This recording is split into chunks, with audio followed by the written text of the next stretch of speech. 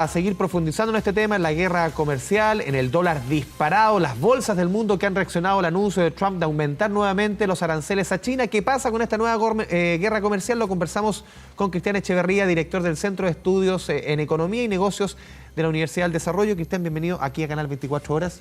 Hola, Lo conversamos ahora en comerciales como que uno nunca deja de sorprenderse.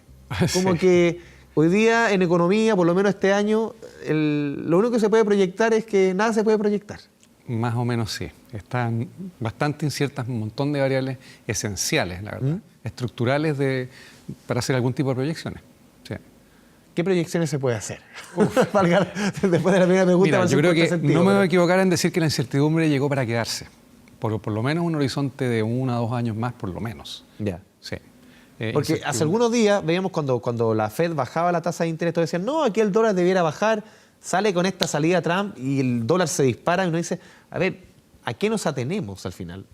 Bueno, en verdad el alza del dólar está un poco motivada por dos razones. Ya. En tiempos de normalidad, cuando la Reserva Federal baja las tasas de interés, se supone que el dólar globalmente se deprecia y las otras monedas se aprecian. Eso es lo que funciona en tiempos de normalidad.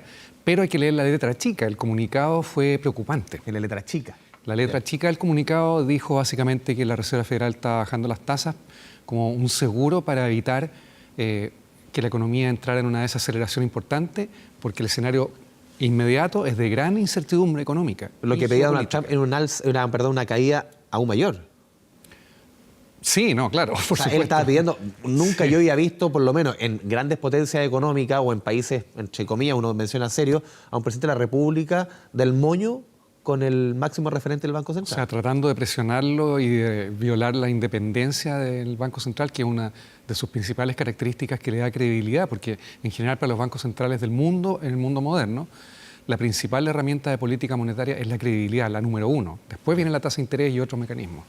¿Tú cómo ves, por ejemplo, este escenario para el dólar? ¿Tú crees que con estos vaivenes, con este Twitter del señor Trump, con estas decisiones introspectivas, con esta lógica que él tenía en sus negocios, pero ahora la lleva a la presidencia de Estados Unidos, vamos a tener el dólar en los 700 y algo, 690 y algo por un buen rato?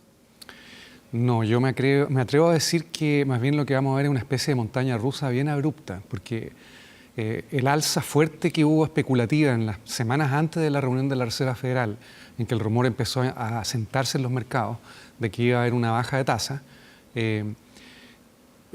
llevó a una sobrereacción, si uno mira en tiempo corto, y ahora coronada por estos anuncios de Trump justo a continuación de la reunión de la Reserva Federal, de poner más restricciones a las importaciones chinas. Entonces, como que es un doble golpe que llevó al dólar a los niveles que tenemos hoy día día viernes. Lo más probable, mirando hacia adelante, es que vamos a tener una trayectoria bien de montaña rusa con alzas y bajas bien abruptas. Y sobre todo un país como el nuestro, uno puede leer informes de diversos organismos internacionales que dicen hay dos economías en el mundo que se ven especialmente golpeadas, Arabia Saudita y nosotros. Chile, sí. ¿Por qué tanto?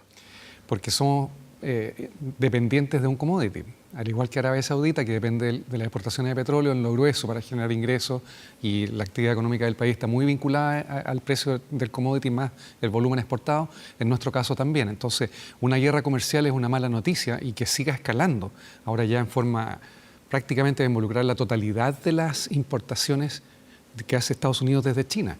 550.000 millones de dólares con el anuncio que entraría en efecto el 1 de septiembre, o sea, estamos hablando ya en 2 descuentos de un mes. Entonces, eso es una noticia muy mala porque significa que imprime un nuevo golpe de desaceleración al crecimiento chino, que en lo grueso las exportaciones son parte importante del modelo de desarrollo y de crecimiento de China. Y eso afecta adversamente al mercado del cobre, porque China compra la mitad del cobre físico en los mercados. Eso puntualmente, globales. ¿cuánto va a afectar nuestra economía? Justamente cuando este lunes se entregan cifras de crecimiento del mes de junio, ya se espera un mes de junio bastante discreto en términos de crecimiento, con suerte un 2%, un primer semestre que va a cerrar bien bajito, y un año que ya desde la CEPAL decían el otro día 2,7%, el 3,2% de mucha de la previsión de Hacienda parece un poco una quimera a esta altura. A ver, yo pondría las cosas un poco en perspectiva. O sea, creo que están dadas las condiciones para que nuestra economía crezca en torno al 3%. Una o dos décimas para arriba, más, más para abajo. Una o dos décimas más, una o dos décimas menos. No cambia el escenario, que nuestra economía está creciendo a 2/3 de lo que sería su crecimiento potencial en tiempos normales. Es decir, no está creciendo a una tasa demasiado baja, pero no es la que quisiéramos tener. Y eso no está mal en el contexto que estamos viviendo, que es un contexto de desaceleración en Estados Unidos, en la Unión Europea, Asia y algunos sectores de Asia están haciéndolo bien. Entonces, en ese contexto, ¿por qué ese contexto se va a materializar? Probablemente en torno al 3%, que yo creo que no es irreal pensarlo. Creo que viene un segundo semestre que vamos a ver cifras un poco mejores, pese al empeoramiento del entorno externo. Es porque hay dos cosas muy potentes que han estado operando y que se han intensificado este último tiempo. Que es una política monetaria expansiva y que ahora es aún más expansiva, básicamente tanto en Estados Unidos y la nuestra es expansiva hace tiempo, ¿ya? Y adicionalmente la depreciación de nuestra moneda es un impulso a las exportaciones. ¿Cómo resuelve nuestro país, Cristian, esta suerte de zapato chino? En el fondo tenemos a las dos principales potencias económicas del mundo, voy a repetir el concepto, agarrados del moño. La primera potencia económica del mundo, Estados Unidos, que es el principal inversionista extranjero en nuestro país. Sí. La segunda potencia económica del mundo son los dos contrincantes, que es China, que es nuestro principal destino de nuestras exportaciones y quizás principal también de las importaciones que compramos al mundo. ¿Cómo resolvemos ahí? Hace algunos meses tuvimos a Mike Pompeo, el canciller estadounidense en Chile. La semana pasada tuvimos al canciller chino. O sea, estamos en medio, son como el jamón del sándwich. ¿Cómo salimos de esta? A ver, es parcialmente cierto. Ya. Afortunadamente. Tú eres más optimista. Sí, porque si uno mira las cifras de los destinos geográficos por regiones del planeta de nuestras exportaciones, en términos gruesos están bastante balanceados. Ya. Es decir, aproximadamente, grosso modo con fluctuaciones, pero un 20% de nuestro comercio exterior es intrarregional, América Latina, incluyendo México. Aproximadamente, un poco menos de un 20% de hecho, o sea, es menos importante Estados Unidos de lo que era en el pasado, un poco menos del 20% de nuestras exportaciones van a Estados Unidos, a Norteamérica, Estados Unidos y Canadá. Otro 20% van a Asia, otro 20% a Europa y otro 20% o sea, como dice la recomendación para cualquier incluso ciudadano de a pie, tenemos los huevos en diferentes canastas. Claro, ahora si uno mira sectorialmente, la verdad es que es un poco distinta la historia porque hay claramente un sesgo de nuestra exportación minera que es comprada por China y Asia, que probablemente más de la mitad de todas nuestras exportaciones metálicas son compradas por países asiáticos. Entonces hay una concentración en esa industria de la minería que depende muy fuertemente de Asia. Y esa es la razón por la cual el cobre ha caído y por la cual los informes recientes que salieron hoy día y ayer muestran que Chile está entre las dos economías más vulnerables a una guerra comercial que escale. Hace 4 años estábamos metidos en la misma discusión quizás que ahora. ¿Cuánto depende de afuera? ¿Cuánto depende de adentro? Hace 4 años también había un escenario externo bastante complicado en que también se discutía cuánto tenía que ver con las entonces reformas de la presidenta Bachelet, cuánto tenía con el escenario externo. Hoy día estamos en la misma discusión, o una discusión que se está instalando ya un buen rato. ¿Cuánto el escenario externo está marcando el crecimiento de nuestro país y cuánto también de estas reformas que no avanzan en el Congreso, que según muchos y del mismo gobierno pueden significar un reemprendimiento de alguna forma de nuestra economía? ¿Cómo lo ves tú? ¿El escenario externo va a marcar el escenario económico?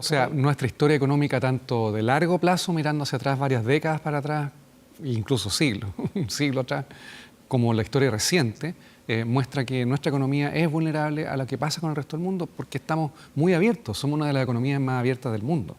O sea, esto nos va a seguir golpeando de alguna forma, vamos a ver un crecimiento más bien discretito y el otro año, si es que sigue este escenario con tanto ruido. Exactamente, o sea, vamos a tener un crecimiento a media marcha, por decirlo así, y gruesamente determinado por las condiciones externas.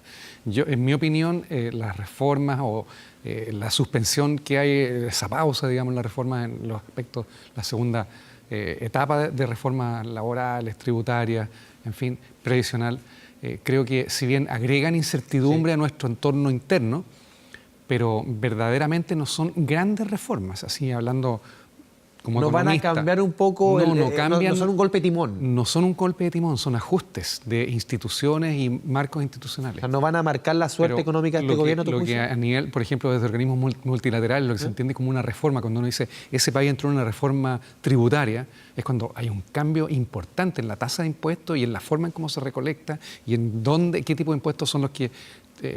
Porque para muchos, por ejemplo, la tributaria puede marcar en nuestro país, y esto dentro de este escenario externo, una suerte como de golpe de timón, un brujulazo para que el camino vuelva, entre comillas, al crecimiento. ¿Tú no lo ves tan así? No lo veo tan así. O sea, creo que que se cerrara por algún tiempo la discusión tributaria sería benéfico. Ya. ¿Ah? Pero no reduciría algo la que marque incertidumbre. No, panorama. no es tan importante, creo yo.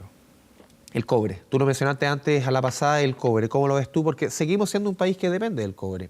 Venimos discutiendo hace 20, 30, 40 años que debemos diversificar, pero seguimos en la misma cantinela. ¿Cómo ves el escenario del cobre con este contexto internacional? Bueno, lo veo adverso. O sea, efectivamente la guerra comercial es una mala noticia. China va a continuar en una senda de desaceleración probablemente. De hecho, si se materializa esta escalada a los otros 300.000 millones de dólares, que el 1 de septiembre sería un 10%, y Trump ya preanunció que el 10% es un comienzo. No tiene ningún problema en llevarlo de nuevo al 25%, que ya aplicó a los primeros 250.000 millones del año pasado. Entonces, eso es una mala noticia para nosotros, porque va a generar una caída adicional del precio del cobre, que es parte importante de los ingresos fiscales. Y, O sea, cada centavo promedio anual para nuestro país que caiga el cobre son 60 millones de dólares. 60 millones de dólares O sea, anuales. es sensible. Sí, es súper sensible. Y en el fondo ha estado en torno a los $2.70 los últimos meses. ¿Debería quedarse ahí o tú crees que se estaciona un poquito más abajo? A ver, en mi opinión, yo creo que hay una sobrereacción de los mercados como suele ocurrir siempre. O sea, yo creo que vamos a estar hablando de otro escenario más moderado, más ponderado en 1 o 2 semanas más. Independiente que se abuenen o no China y Estados Unidos, creo que la sobrereacción después del comunicado de la Reserva Federal, que fue el piso para la segunda etapa de la sobrereacción producto de este anuncio, ¿cierto? Creo que eso va a desaparecer un poco y se va a moderar, como siempre suele ocurrir en los mercados financieros. Y por último, Cristian, se nos va el tiempo. Tu proyección para este IMASEC que se entrega el próximo lunes, se habla en torno a un 2,2%. ¿Tú por dónde crees que pueden ir los números después de conocer la producción industrial del mes de junio, que fue 2,9 para abajo? Sí, yo creo que un 2% es lo esperable. Sí. Un primer semestre bajito, pero el segundo debiéramos cambiar un poquito el rictus. Sí, un poquitito para terminar el año, quizás levemente por debajo del 3, pero en torno al 3. ¿Qué hace marcar el rictus este segundo semestre? La tasa o la comparación con el segundo semestre del año pasado que fue más bajo?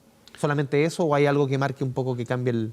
Bueno, la base de comparación va a hacer que este segundo semestre es favorable a que salgan cifras más rápidas de crecimiento, pero adicionalmente política monetaria expansiva de nuestro Banco Central más la depreciación del tipo de cambio son efectos que han venido operando y van a continuar operando en lo que queda de este año.